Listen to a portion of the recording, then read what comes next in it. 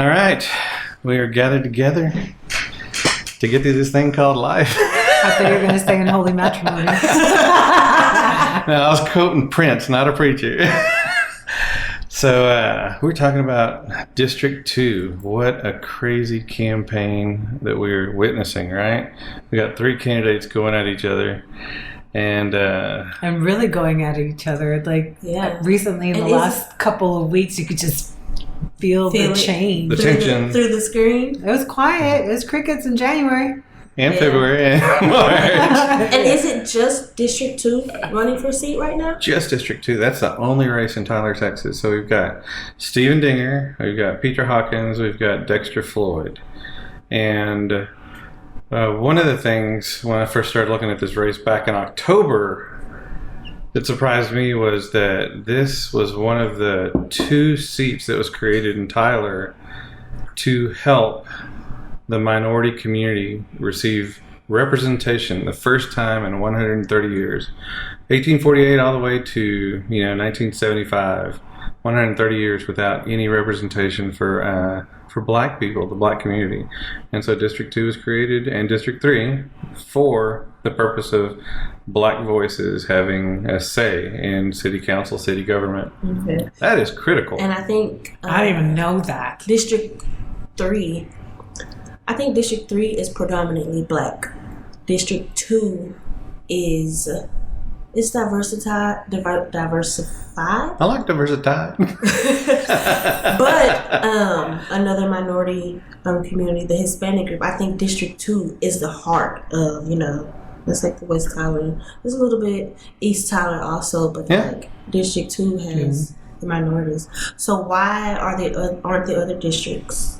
Why don't they have a race, or they just have one person who says, I want to be the councilman, and so they don't need?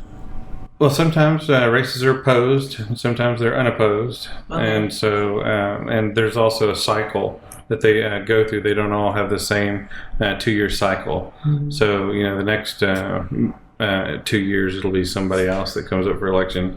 And sometimes those are unopposed. If they're unopposed, you automatically win. And so there's no reason to even discuss, an election. But like you were saying, Mina, you didn't even know. I honestly didn't know until you had shared it with us a while back, and not October, but maybe around February, January. And I was like, wait, what? Had no idea, because my perception of what I thought I knew, I did not know for Tyler. I think part of that is because I didn't grow up here, and coming to Tyler, it was just different than what I had been used to. And so even the work that I do, we don't really talk politics. We just talk about let's do the job. Let's help out who we are here to help out. It doesn't matter, what the background is, what assets they come with. It's what can they leave with that will give them an advantage for life. And so part of the campaign piece of it was learning the history of Tyler, and then seeing that, there is a demographic shift. There is a demographic shift that has happened recently in the last 10 to 15 years as well. So this campaign is very symbolic in that regard too. And I think there's so much that people don't know that are from Tyler, and that is what is concerning. It's scary when you realize that our neighbors don't know a lot of things. Like, for example, the demographics of District 2 look more like our public schools. District 2 and 3 looks more like our public schools. But everywhere else you go around Tyler, where there may be Anglo majorities, you don't see Anglo majorities in many schools at all. Right. In fact, Tyler ISD on the whole is majority minority. Mm-hmm. And so the reason I bring that up is because even though the city is about 50% white, 50% minority, 51% minority, Tyler ISD does not look like that. Where are those kids? Those kids are in private schools where, the middle class white citizens are sending their kids to private expensive private schools. Yeah. And Okay, so that's why Tyler ISD.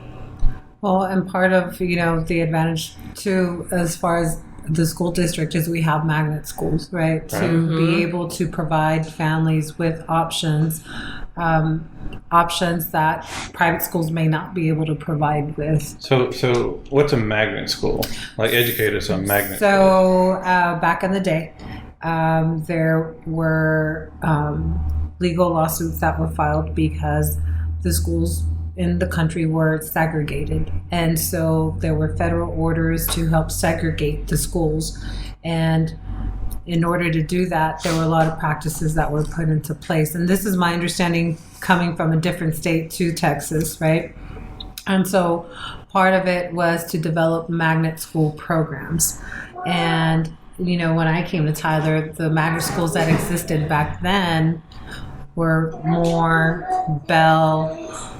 I can't remember what other schools, but it was to help attract, students from different backgrounds to help diversify the school population. Well, the school district went ahead and demonstrated that they in fact had reached unitary status. And so then what we saw was a continuation of more magnet school, but also the rise of Caldwell and Birdwell as options. But instead of magnet, it's more school of choice. And it's meant to, again, attract folks from all walks of life and different parts of the city and even outside the city, to give their students experiences that they're not necessarily going to find in a traditional public school or a traditional private school either. That's good to see, Tyler ISD caring about multiculturalism in a way, right? They're definitely more integrated than they used to be. Yeah, and the neighborhoods also demonstrate that. So if we were to take out the magnet school programs that exist, you look at every elementary school, every middle school, every high school, those are based on neighborhoods. And those neighborhoods are diverse. And I remember, back in 2010, I had gone to a conference. I think they were called P16 conferences. And so they would share the statewide demographic trends all the way into college. And we could already see at that time the population under 5 years old were predominantly Hispanic. And what do we see in 2024 in terms of enrollment? The majority are Hispanic, and people thought that was going to be a Houston or Dallas, El Paso, San Antonio trend, but here we are in Northeast Texas, and we see it even amongst our community. Even here. Wow, that is amazing, because when our family first came to East Texas in the early 70s, we were like the first Hispanics and the only Hispanics in public ed. And, every once in a while you'd have another, Latino kid come into the school. But now it is amazing to see so much culture in so many of our schools. And right now when you mentioned that, I was thinking of the Supreme Court case, Plyler versus Doe. Right here, Tyler, Texas case. It was amazing to be able to go to a lot of educational conferences within the state and outside of the state at the national level. And, I would be out there with the table set up, representing the district, recruiting teachers, because you recruit one family at a time, right? We're a hometown feel. And so I would have people from different states who would purposely come and want to take a picture at our booth because they associated Plyler versus Doe with Tyler Independent School District. And what I found interesting is that a lot of us understood Plyler versus Doe. They knew what school district it was. I didn't realize what school district it was. I just knew Plyler versus Doe.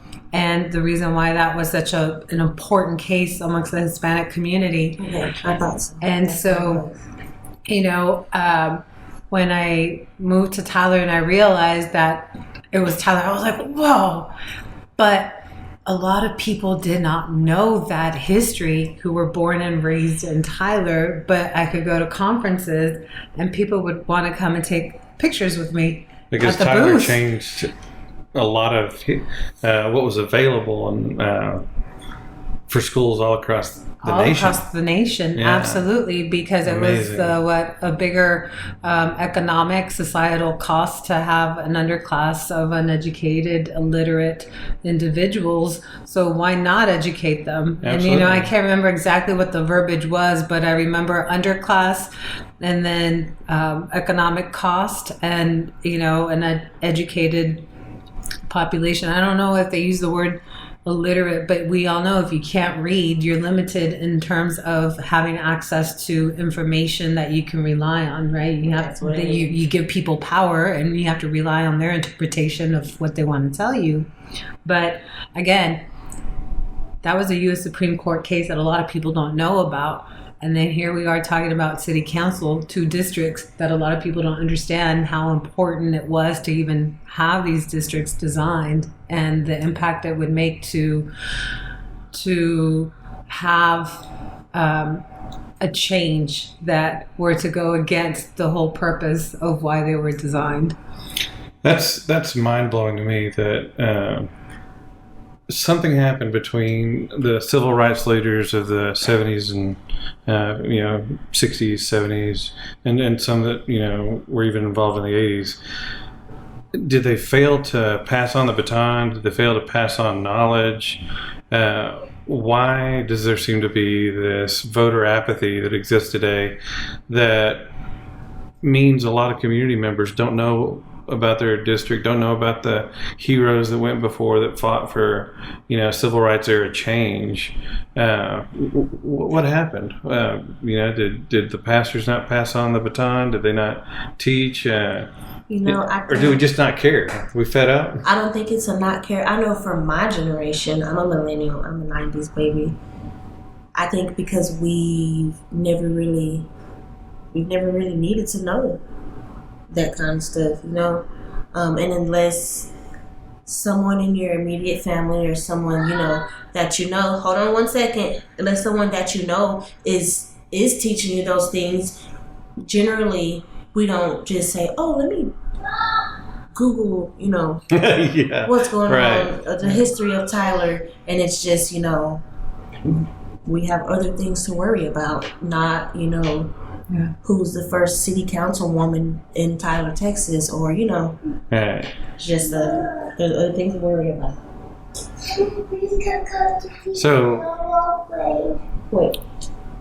So interesting factoid, and I'm probably the big history nerd here among us, but we Google you. We Google we do. So in the 70s, when Black civil rights leaders in Tyler said, we're suing the city of Tyler, there was a gentleman who was running for mayor. His name was Charlie Jordan, and Charlie Jordan had the the dishonor of working for George Wallace, one of the most racist governors in U.S. history. Mm-hmm. And all you have to do is look him up, and you'll see all the Confederate flags and all the hate speech and his infamy for being a horrible, divisive man. And so one of his staffers was a city council member at the time when Tyler was saying, no, we don't want to, change our government around, and we sure don't want to do it to give, blacks any sort of voice. That's how intricately tied Tyler history is to the national history. Mm-hmm. We actually had people that were Charlie Jordan during the 70s, during the, or actually maybe late 60s, early 70s, during the George Wallace campaign, brought George Wallace to campaign when he was running for president to Tyler, Texas, and at the airport had like 6,000 people. And mind you, the population of Tyler wasn't that big back then. Mm-hmm. And, it's right now, what are we sitting at, 110,000, 100,000? And I don't know, because even the census was flawed. Yeah, there's no doubt about that. So, imagine 6,000 racists gathered together at the Tyler airport to celebrate the racist George Wallace coming to town, on his airplane and campaigning here in Tyler, trying to turn out votes. That's who was in power in Tyler, Charlie Jordan, working for George Wallace. And they were fighting and saying, no, let's keep the system as is because we don't want to upset the balance of power. And yet that lawsuit led to, an actual ruling by Judge Steger, I believe it was. And Judge Steger made it happen because the community couldn't make it happen. And so with that in mind, with the idea that, now there is a black voice, there are 2 seats out of 7 total.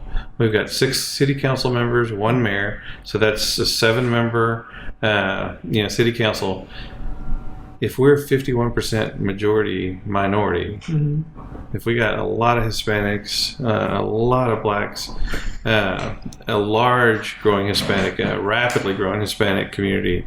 Just even biracial, multiracial families, even that's growing. That's I see growing. It now, whereas 20 years ago, I really didn't see it, and I was like, wow. We also have Asian communities here in town. Do we have Asian community? Where is it? We do. I've been looking for an Asian community.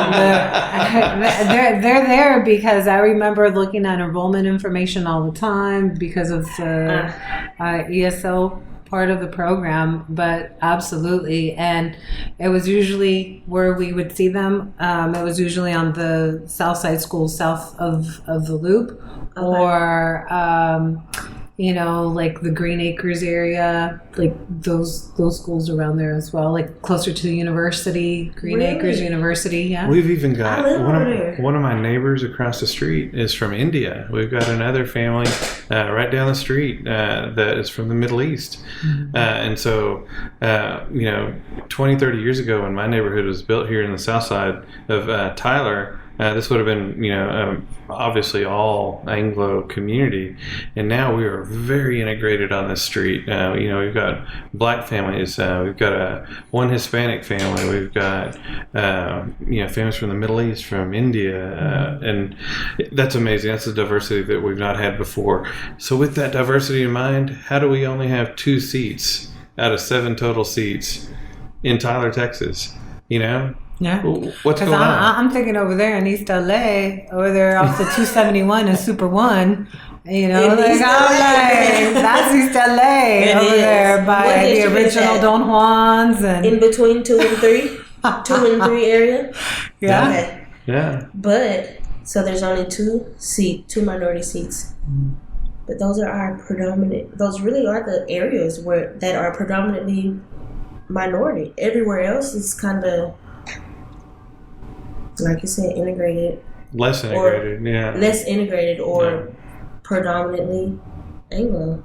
Yeah. So I could see why we only have 2 seats, because we only have 2 areas within the city. No, because I'm thinking over there by the university area, there's a lot of diversity. A lot of the apartment complexes that we've seen booming throughout the south, the east, and the Heavy west. minority communities. There's a lot of minorities there. Like I see so much diversity now.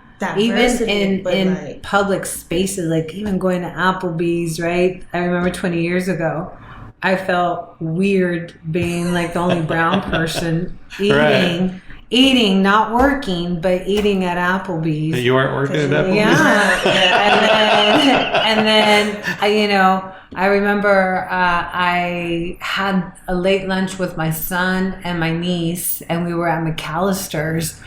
And this was maybe 10 years ago, and I'm like, are we like the only Mexicans around here? But now I go to different places. Even at the Grove, I see diversity, and I'm like, hey, So that makes me, and largely everybody in Tyler knows that there is a racial divide between the south of Tyler and the north of Tyler, and north being, obviously a black Hispanic. You cross the railroad tracks and boom, you're in almost a different country.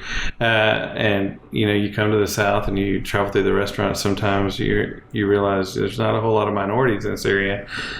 It makes it seem even more important, considering all that those 2 minority seats in District 2 and District 3 remain minority seats. Mm-hmm. Yes. Stephen Dinger is running to take one of those seats, and he'd have to be a fool if he doesn't realize that he's going to be the boogeyman to a lot of minority communities when he win one of those seats, and minority representation is reduced immediately by 50%. It is, 50%. But also too, you know, if he chooses to build relationships with the minority groups, you know, he wouldn't be the boogeyman. Yeah, good. It's possible. I think if he were to win, he could do it. You know, get out there in the community and build a relationship with him. But it's like, how do I say it?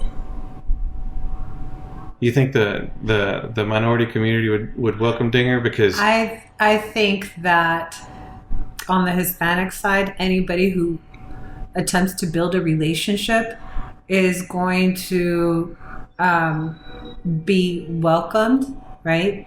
Assuming positive intent. But if relationship building hasn't started, if it's not there, then the vote of confidence won't be there. Right. There won't be an interest. So what if I were to tell you that Stephen Dinger doesn't have any minorities other than Martinez, city school board member? He's got zero minorities aside from that one person on his advisory board committees. I don't know enough about him on the political side or his personal side, but I do know this in the Hispanic community, whether I'm talking to English-speaking raza or Spanish-speaking, and nobody's saying Dinger or El Dinger. No one is saying that. That's his name, yeah. And a question that I would have is, can he represent us? But just like you, I don't know his personal life or his background. Like, who knows? For all I know, he could have been adopted into a black family, and he grew up in a black family. And, you know, yeah, he's white, but we really don't know his upbringing. So he could have grew up in a black neighborhood and just, you know, that's not where he lives now. But, you know, that comes with the relationship building. If he doesn't get out and build a relationship with the community, they're going to look at him as the white man who's trying to represent us. All right. And when you say he's trying to represent us, that brings me to something I saw on one of his push cards, which was that he wants to protect the culture. So what does he mean by culture? Is he trying to protect the culture of District 2? I think that those words are very powerful words, because through my brown eyes, I'm looking at those words through my paradigm, through my lens. You got to explain. And so through my lens, when someone says they want to protect their culture, I'm not thinking something that's broad and mainstreamed. You know, I'm a woman, I'm brown, you know, I was born in the United States, but I'm the daughter of an immigrant. And so, again, I'm looking at things through my lens. So when someone says culture, I think of language. I think of ethnic background. You know what food. That brings. I think of food because I studied sociology. So when you say culture, I'm looking at all those things. And I remember the first time I came to Tyler, it was during the Gore Bush campaign. Oh, wow. That's been a way back. I was like in third grade. Physically. Yeah. Like, I remember driving around and I thought to myself, oh, I know where the minorities live, based on where the signs were posted. Wow. And it was, to me, it was that like obvious. And then when I moved, you know, I could see who was coming out of their homes. Right. And the streets and everything that I remembered. And I'm like, wow, like I had not been used to that. I was just used to, again, if it's diverse, it's not just going to be diverse in ethnicity. It's going to be diverse in the political spectrum. It's going to be diverse in education levels. It's going to be, unless it's exclusive neighborhoods, right? Yeah. Right. You know, where it's extreme hardcore, like working class, or extreme, you know, upper middle class elite. Like those are the extremes. I'm talking about the middle of the road where everyone's just trying to make it Right. in their own way. Which is the most of us, right? But I just remember seeing that and thought to myself, okay, the lines of demarcation are very Clear. very clear to an outsider looking in. So again, when a statement like that is made, you know, I think of rhetoric. I think that language and word choice is purposeful, right? So he means something by culture. And I'll tell you that it doesn't give me, let me put it this way, the connotation that I take from it is not a positive one at all. No, I don't. And I want to assume positive intent because I don't know the person or the folks that are on that campaign committee, but it just doesn't give me a positive vibe. It makes me question, well, what exactly does that mean? Because do you think I'm part, do you consider me and you part of the same culture? And some And if you Anglo do, people do, right? and if you do, okay, I need that clarifier. Yeah. But if you don't, I need that clarifier. Right. Don't let me assume that interpretation, because if you do, So as a Mexican woman, I hear you. What about you? As a black woman, a millennial black woman, what do you hear when you hear, I want to protect the culture? Dinger wants to protect the culture. So does this just say protect the culture or protect our culture? Or just the culture? The culture. What does the mean? I don't know. culture. Is it religious? Yeah, is it the culture of District 2? Because if it's the culture of District 2, then it is I don't know. It's kind of complicated, like yeah. what Mina says. What is my biggest question is, what is the culture? So more history here. Dinger goes to a brand new, sort of brand newish church on the south side of town, just outside of Tyler city limits. And this church was split off from First Baptist Church, one of the first churches in Tyler. And when you go to visit that church, it used to be First Baptist, and they split off, and they have their own name now. It's overwhelmingly segregated, overwhelmingly. So, because of my religious studies, I know that a segregated congregation is any congregation that has 80% or more of a single race. Okay. So, just having a family or two of a minority population does not make you desegregated. You just have a family or two that's among an overwhelmingly large, crowd of white people. So what would you think if you knew he went to a almost totally white church? Is that the culture he's talking about? I don't know. Is it the white culture or is it the religious culture? Because now I think of context. If it's the religious culture and it's under the Christian denomination, Then right? that's my culture. But then again, It's not your culture, though. But here's the thing, though. I look at the other two opponents in the race, and they're all under the same umbrella. So what separates culturally, what is now different between him and his two opponents?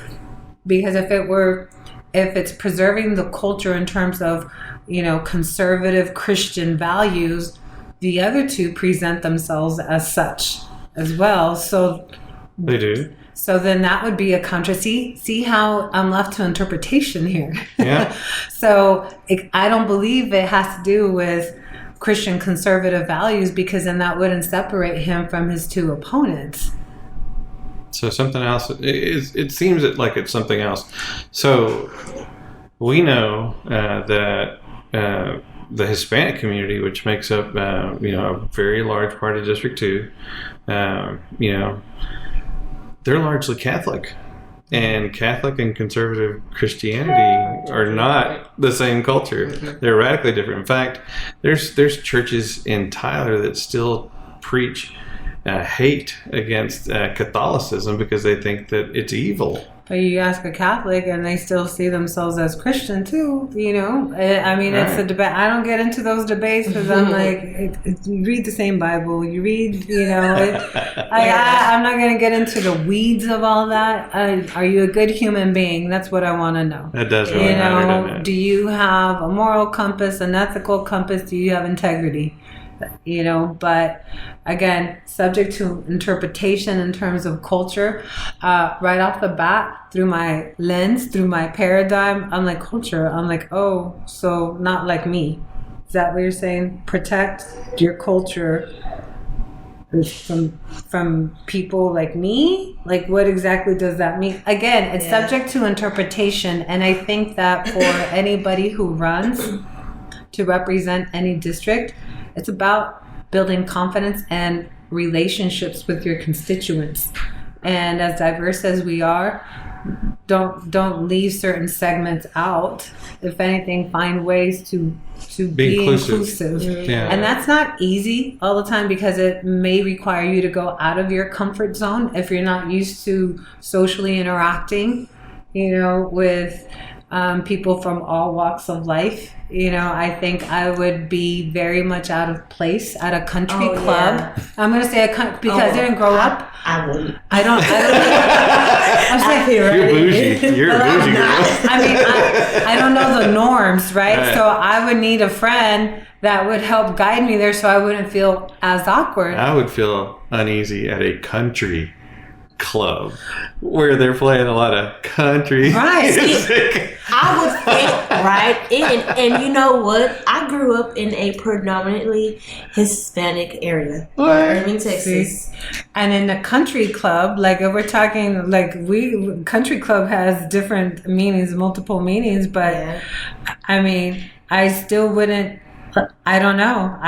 But at the same time, if there was like a carne asada, you know, and you know, the candidate was not used to that, I would be that good friend that would hook them up and say, you know what, it's okay to take food to go. It's okay. It's okay. Like, you don't need an invitation. Come on, you're going because I'm bringing you. Right. You know? Right. Hey, no, there is no end time. No. There is no end time. There is no start time either. You show up when you show up. And then you take food Black back time, home for Mexican you time. and your family.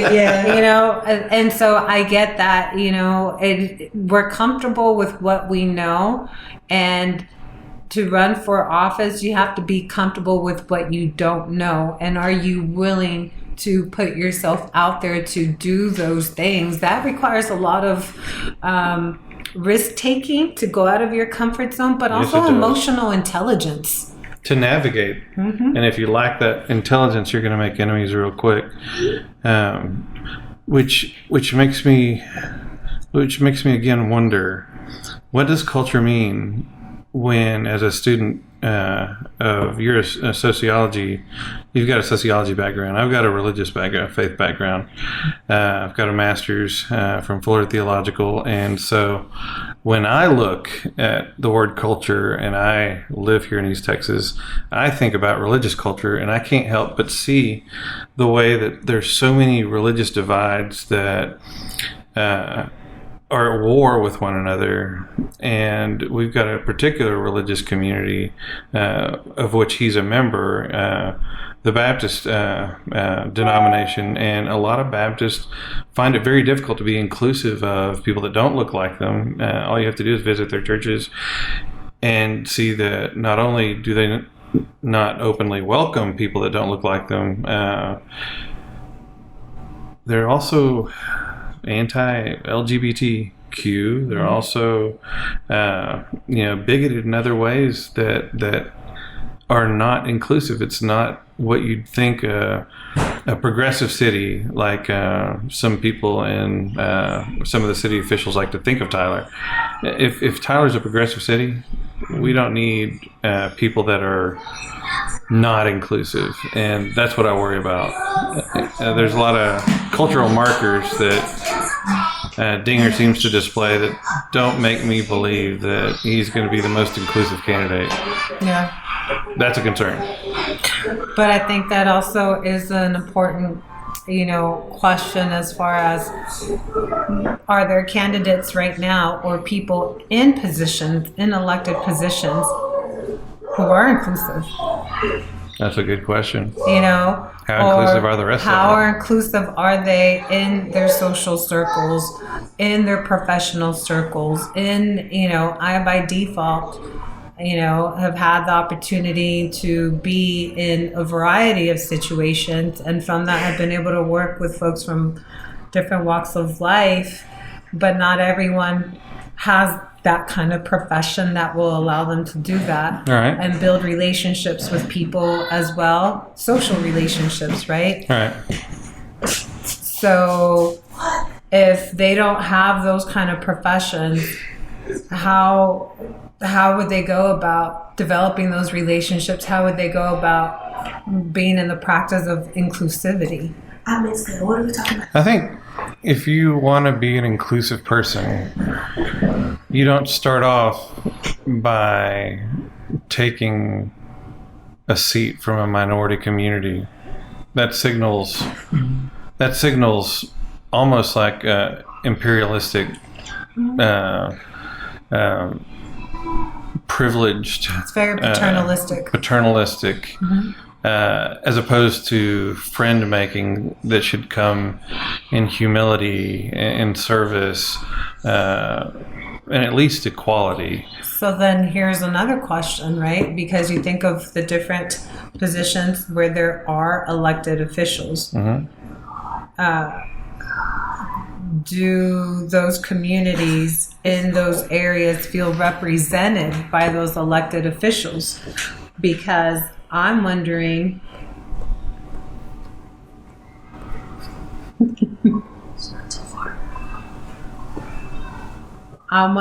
is it a response to that? Is it a response to, and it doesn't have to be this specific district, but I don't live in District 2. I live in a different district. But if I feel that individuals who have been my represented officials have not represented my interests, that might incentivize me to run for office, right? Mm-hmm. Or to encourage someone else to run for office. And the district I lived in has never had anyone of Mexican descent represent, right? So I don't know if it's an attempt to take away a seat, right, that's been designed for minority representation, or if it's a response to feeling not represent. I have no idea. Okay, I could see that. What do you mean? If a candidate is going for District 2 because we don't want the minorities to have it, or is it because I'm white, we don't have anybody white representing us? Everybody, and this kind of goes back to the culture kind of thing, everybody in my community has the same culture as me, lives the same lifestyle, so I could see it as we're not represented, or I'm just greedy and I just won't. Yeah, because then it goes back to, if you don't feel represented, then again, any elected official, isn't it their responsibility to build relationships? Mm-hmm. Absolutely. To build relationships, not after they're in office, but prior to being in office, building relationships with, and let's dissect it, different socioeconomic classes, different ethnic groups, different religions, different marginalized groups. Isn't it, if you that's are right, your district, why aren't we developing those relationships? But you're right, but there's a big if in front of your statement. Mm-hmm. And I would say, I think a good politician, a good servant to the community would do exactly what you're saying. Mm-hmm. But one who has particular interest in mind wouldn't do any of that. So if he had an agenda beforehand to do a certain thing, to act in a certain way, to carry out a certain set of ideals and values that he has at play, no, he wouldn't. Absolutely no, he wouldn't do any of those things to get out and be in the community. So I got a question, because there is a candidate who's running for District 2 who has been out in the community and who has, been building relationship and at different events and, all this other stuff. So what about the candidates who have not been out in the community and building that relationship? Does it mean that they're not trying to build a relationship? Or could it be, they have, I don't know, other obligations that's preventing them from doing it before? Or I think that's a really valid question, because I think this is how I think. Building a relationship isn't just showing up to events, right? Okay. But showing up to events at least is an attempt, right? As opposed to absolutely never going, being absent, right? Yeah. But then go beyond that. Are there in-depth conversations happening, or is it superficial conversations? Because that's important too. Because again, I think about not just residents, I think of business owners. Yeah. I think of people who want the city to prosper and have their own business. There's just so many types of constituents just within one slice of the city. But yeah, building relationships is not easy, and it's not easy. No. You what I do. You have to build relationships all the time, and relationships. No matter what we do, it's never good enough. There's always something that we can do better. And again, it's being willing to go out of your comfort zone. I'm looking at elected officials, not only in city council, but in other entities in the city. And I can't say that I feel in the last 20 years anybody has tried to build a relationship with me or people like me. All right. Yeah. So that's so true. Maybe they all need to do better. Every last one of them. But is that part also too on me, because I haven't been active? I'm not keeping up with local news. There's also that responsibility. We have a responsibility from me as well. So, are we all slacking? Is that why there's voter apathy? That's a very good point. That is a very good point. One of the things I personally would love to see the city council do in order to be more approachable is to switch those damn city council meetings from early in the morning to in the evening, because the average Joe, you, me, and everybody else works 8 to 5, and with all of life that happens in between 8 to 5, when are we going to find a time to go to the city council meeting? One has to have access to certain privileges that are exclusive to be able to make meetings at that time of the day. Privileges, absolutely. Got to be privileged enough to have a job that could say you can go whenever you need to take care of whatever business.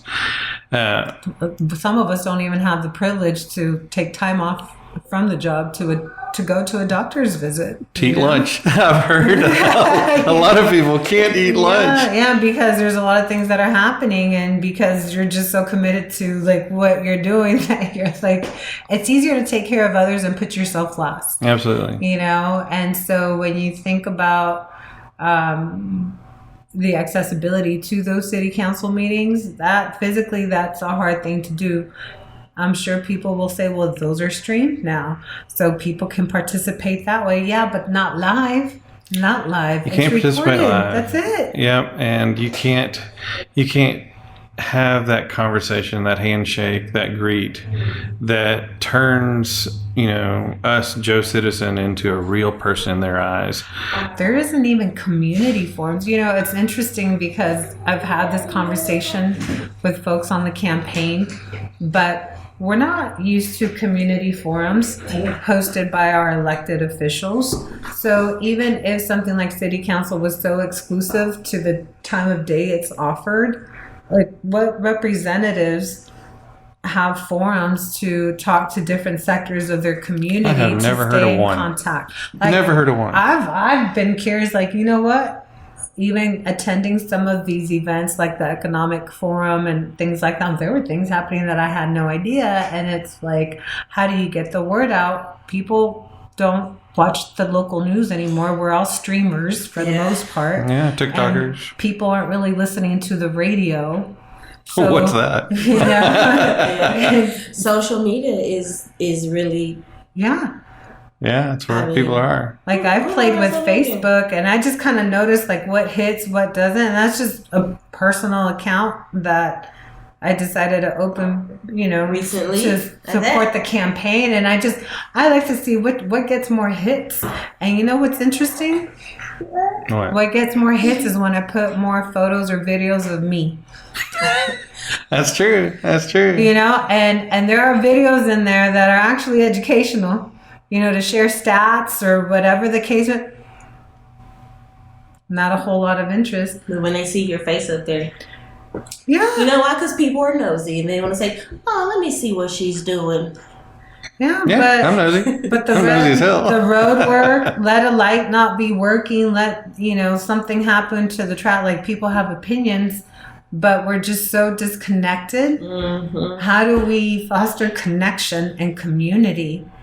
And community forum would be excellent for that. I see children now who are so used to devices that going to school with a device doesn't mean anything. You know what they want to do? They want to play. They want to play.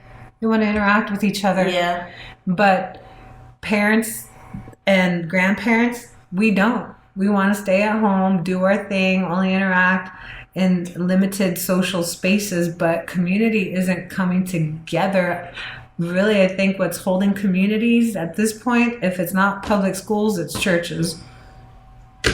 And that's it. Outside of schools and churches, where do people actually come together and like interact with each other in social spaces? Yeah. And so then it makes sense. Now you take out the local news because people are going streaming services. You take out the radio, so then where is those connections? No wonder we see those headlines about, you know, people are lonelier than they ever have been before, and relationship building. Digital intimacy is growing. It's a trend. I had no idea it was a thing. What is that? That's a new term. I have interesting conversations with my counselor because, you know, like I look at social media. So, you know, I started my Facebook page, then I started going into TikTok, and so many people have so much hate for TikTok. And yes, just like TV, there is slimy stuff out there. You can avoid the slimy stuff and actually get good content. Change the channel. Let me tell you, people ask me, what are you doing to your skin now? I'm like, well, I'm doing this vitamin C thing, you know, like, you know, those are the vanity things. Then there's the cooking things. There's like the clothes things. There's the mom hat. There's like stoicism, you know, how to like practice stoicism, right? And it took me into this whole emotional intelligence area.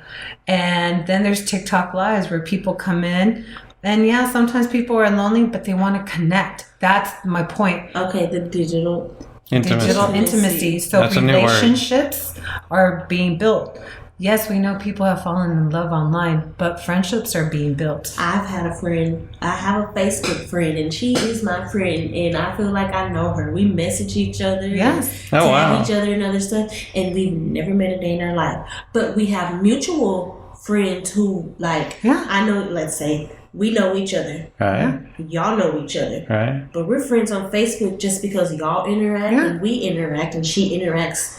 Now imagine that's a crazy circle. Get ready in the morning, you might see a group of like friends in those live spaces at the same hours, same time, certain days out of the week, and then that becomes your tribe. Yeah. Right? And so now you're interacting with them, and that's where I find myself too, interacting with people from all over the world. Yes. But I have a lot of access because I speak 2 languages. So I'm like, oh, I'm connecting with people all over the world. And we got together in Houston 2 times already, like a whole group of us. That's wild. And this is what I find. People want connection. They want friendships. There's a lot of people who have anxiety, who have stress, who don't have a friend in person or a family member to connect with. So again, digital intimacy is not just quote unquote falling in love, but it's that human factor. And so I don't know what the future holds in terms of this election or the other elections, but the trends are there. There's a decline in voter turnout. There's a decline in interest in voting. There is a decline in people coming together and building community. And so I really do think that we have to reconsider how we build relationships. There are some new spaces opening up in District 2 that could be, community building. We've got, obviously, the Earl Campbell Parkway area that has been very successful. What is it? The Mosaic District with, what's that? And that trail. And have you noticed that trail? They're working on that trail. It's called Earl Campbell Highway because every time I go to like Lemon Bites and the coffee shop and Solar Bread, there's always people on Earl Campbell walking or jogging. Like it's become a safe place to even do that. So there's interest for trails and things that like trail, that. They're building that trail, even especially through West Tyler, all over there. Every street has construction on because they're making building that trail. Yeah.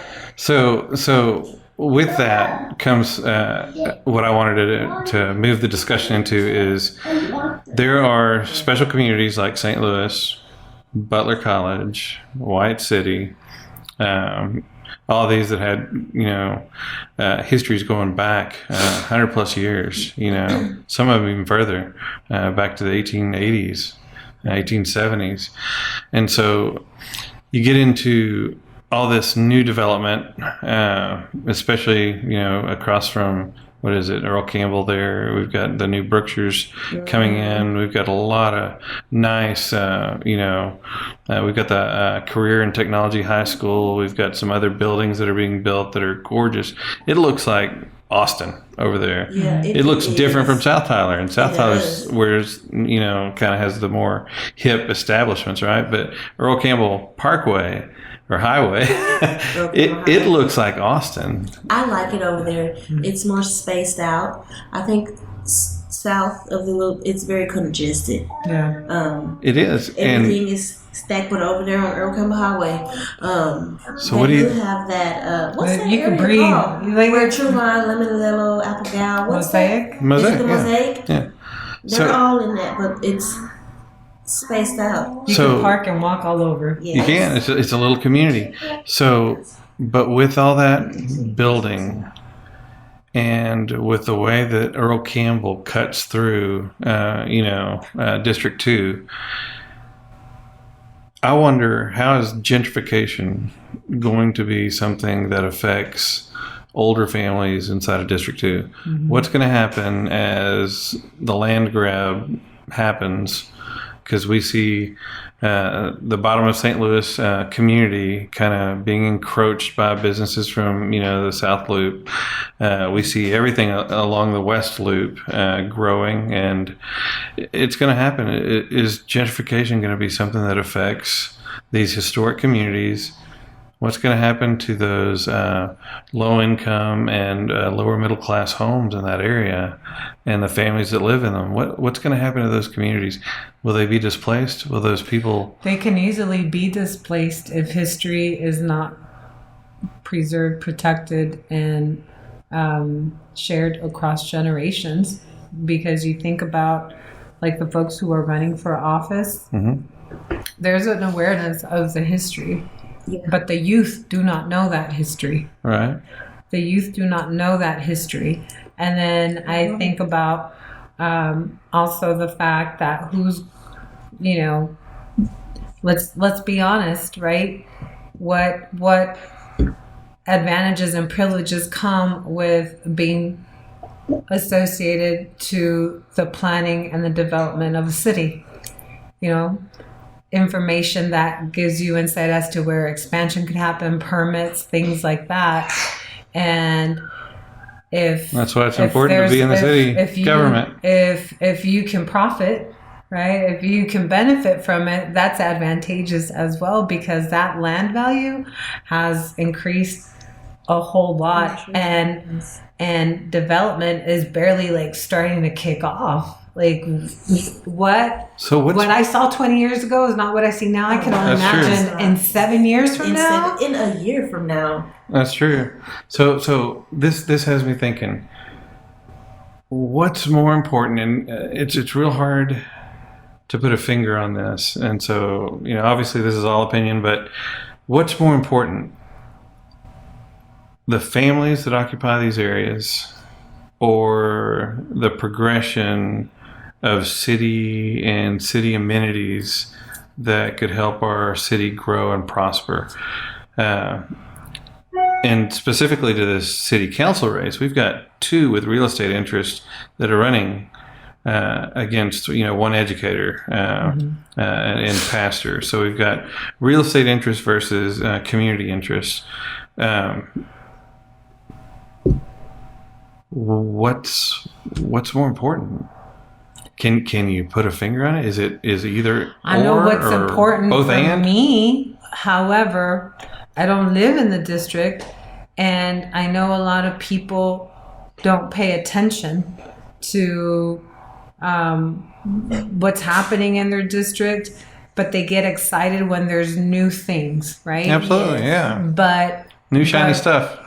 But won't necessarily take a look at inflation. Why is inflation happening? Why is inflation such a big problem when your job isn't able to give you raises to keep up with inflation? What does inflation actually take into account? For a long time, people were saying, oh, we're not in a recession. We're not. Yeah, we are. When the cost of just the basic staples of life have risen 15 to 20%, and you didn't get a raise at all, or you got not even a cost of living, or even a 1 to 2% raise. Guess what? We don't need the government to tell us that we're in a recession. Yeah, we're in a it's recession. hitting your pocketbook. When it's more economical for your adult age children to still live at home with the family, it's not just because of culture. It's also because it's hard to cover rent. There's no reason to put money into rent when you can save that money for a down payment towards a home, right? Multi-generational living, that's smart. Bring it back. But then the homes become so out of range because the interest rates are high. And it's it's very difficult to kind of So that displaces communities. That displaces people. And if you're already in an area that has affordable housing, right, being forced out of those areas is going to force you into higher rent, higher mortgages. But if you don't develop relationships with your constituents, then how are you going to balance those things out? Because it's going to make sense to have rent control in certain zones. It's going to make sense to zone things a certain way, right, and then have rent controls, have these different layers so as to not disenfranchise your community but not hinder its growth either, right? And so that's prosperity. That's why you've got to wonder, does the Tyler City government need more realtors? Does it need more real estate interests? Or does it need some more balance so that there's less people that are real estate investors and more people that are connected at the grassroots with the community, so that you can share more ideas across the board, so more people are represented instead of less? And you got to wonder, ultimately, if you have real estate companies, real estate dealings, you're probably going to side with real estate interests over people. Of course, you don't know. Mm-hmm. Of course, you want to suppose people will do the right thing, but so often people don't. Or the right thing is what's best for them. Is it advantageous to not develop relationships, to keep people in the dark and not try and like share what's happening and get and solicit their input? Is it better to let them continue living their life and not focus on these things, so that way, you know, decisions can be made and they just go with it, That's what happens. As opposed to, if I'm running for office, you know, I understand why I believe that my constituents have the right to question me as their representative. Absolutely. Right? But we should. But that's not. That's possibly not happening because I'm making it a point to, I'm not doing community forums, I'm not building relationships. If you happen to know who represents you and you have access to my phone number, you'll call me. If it's that important to you, you'll reach out to me. But where's the responsibility on my end to connect with those that... Even if you show up to city council right now, you can't talk about whatever you want. It has to be an agenda item. And in order to get on the agenda, you have to contact a city council person so that they can discuss what you want to talk about in public at a meeting and have it put on the agenda so that you can then talk about it. That's a bunch of hoops to talk about whatever is important to you. That's a great system if you want to keep things exclusive. And that's exactly what I believe might be happening. And run a certain way. Absolutely. Shut down conversation, shut down people, and keep everything going where decisions happen before you even arrive to the city council How do meeting. other cities do it? You know, because they all have, there's a lot of different ways that you can run your meetings, but Smith County Commissioner's Court, you got to be on the agenda. If you discuss it outside the agenda, they can arrest you. Oh, wow. Really? There's a couple of guys that have been arrested several times in the last month. The Phillips brothers, who have been in trouble with the Commissioner's Court because they've talked about non-agenda items at the Commissioner's Court. That's interesting because, with Texas, I didn't associate this prior to moving to Texas, but living in Texas, clearly independence and local control is something that's valued. So, if that's how things have ran in Tyler, as far as the city council, it's been allowed to run that way. So we need some change. Man. So if there's change and we say that change needs to happen, then we have to have candidates who are running that represent change, and at the same time we have to turn out and vote. But if the candidates aren't representing change but rather keeping things the same and the way they've always been, or maybe they do represent change but people aren't coming out to vote and support, it's so complicated. It is complicated. But if you look back through all the city council races, everyone's talking about, of course we want more prosperity for Tyler. Well, duh. I mean, if you don't, you're an idiot, right? Yeah. And yet, who's coming up with new ideas? Which one of these candidates is coming up with some new ideas? What are some ways that we can change the way the government operates? Who the government serves? Obviously, the government should serve everyone, but there are groups that are forgotten all the time. Yeah. And what if we paid attention to them? What if it's true that we're defined by how we treat the least in our community, right, then shouldn't we step it up for the people that need the most help? I think so, especially if you're into religion and you think that that's your value. Interesting too, now that you mention that, I see a lot of altruism and things coming from churches and from donors, people with means. I don't see a lot of social programs that are designed to support people. I won't say maintain them. I don't want to say that. I want to say support people while they need the support, right? Right. But I don't see that a lot from government here. No, it's because we have less taxes and reduced taxes, cut taxes. But the churches be kicking down a lot of resources. I'm like, I didn't realize they had that kind of resource. Like, whoa, they have a lot of money. Like, I had no idea. And I thought, is this a tithe thing? Is this a tithe? Like, I have never seen. I didn't even know what a tithe was. I didn't know what it was. And I'm like, wait, that's for real? Like, they got to take a certain percentage of your what? Like, that is interesting. But then I see a lot is given too. But I also see churches also providing a lot of support to their own members. Mm-hmm. And so if you're not part of a congregation, you're at an even more disadvantage because you may not have a local or state government that's going to provide some kind of support, temporary support, right? Not permanent, but temporary support. So you need to be connected to a church if you're ever in a time of need. If the network, social networks are very important. If you don't have one, I think there's even stats out there that say your life expectancy is reduced. Well, and then you think about a lot of families tend to be nuclear families now. So with even more reason, you need to have, if you don't have a family, like a tribal family, right, where like extended generations still come together, you really need a church. You need you need something. Another family. Absolutely. Yeah. So we've covered, race, religion, ethnic groups, gentrification. We've covered quite a bit.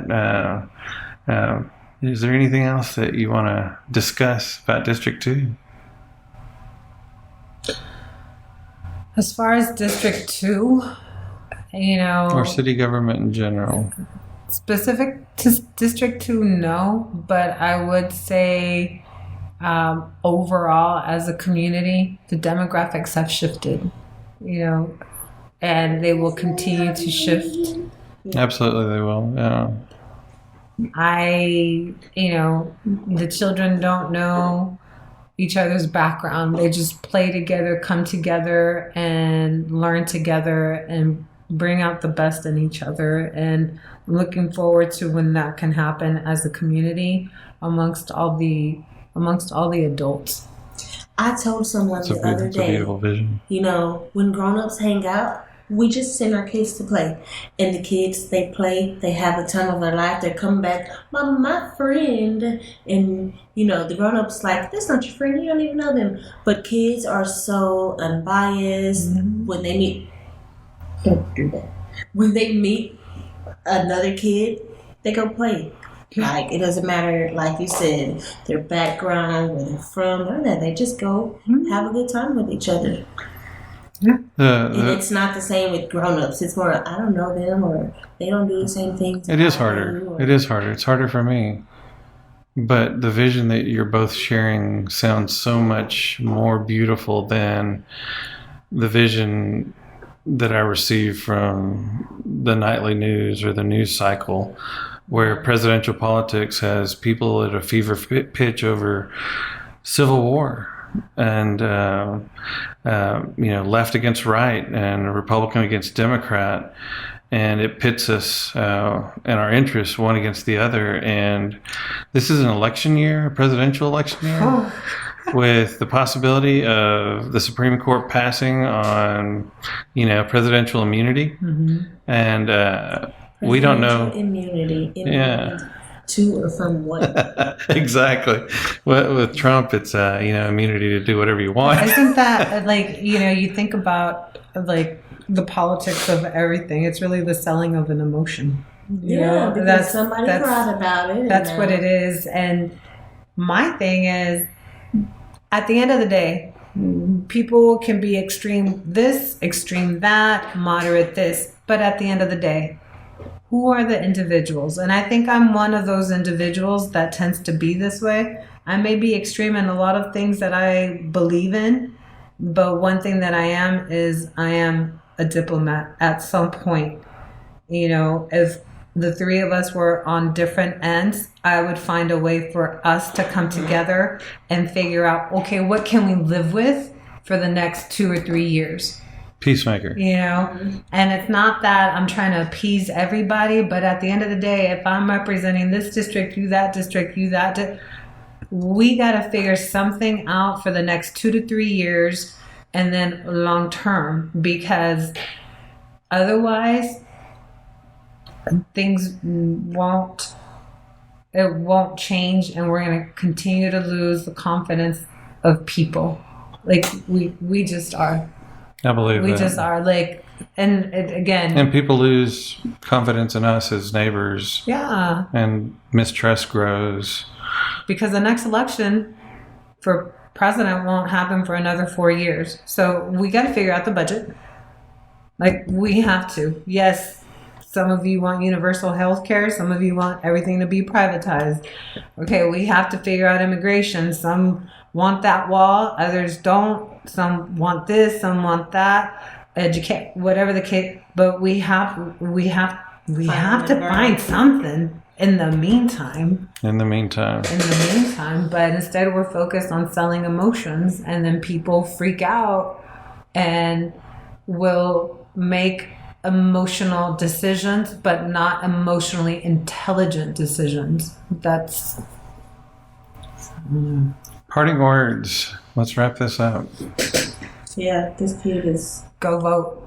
Go vote. Yes. Go vote. Absolutely. If you can vote, go vote. Just because you can vote, just, encourage someone who can to vote. Get on Facebook and Google District 2 City Council. You'll see the 3 candidates there, and you can, even if you only do 2 hours worth of, I was going to say even 2 hours can possibly give you an idea of who you want to vote for, but take a day. Just look at their social medias.